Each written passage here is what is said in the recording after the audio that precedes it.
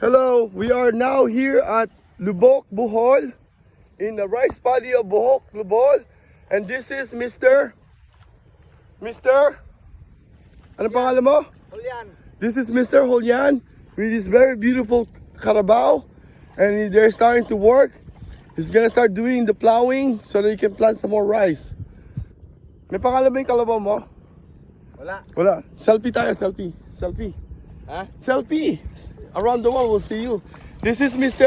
What? Hey, intay lang. Sandali lang. What's your name again? Julian. Julian.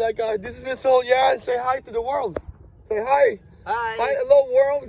A lot of million people will see you here. I'm a vlogger.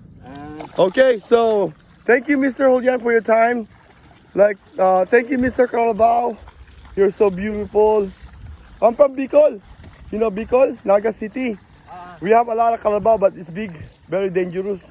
This one is baby carabao only, right? It's only baby, right? It's a native Carabao. I like little carabao. I don't like big carabao. In Utah, we have big Angus and black Longhorn. Very dangerous. Very dangerous animal. You can't control them if they want to buck you or they want to. Yung sungay, they will gorge you. So this is how they plow the rice field, preparing to, what are you gonna plant? Rice? Are you planting rice? Yeah, they're gonna start planting rice, Kyle. Look at the birds. Kyle, look at the birds. There's a crane, white crane.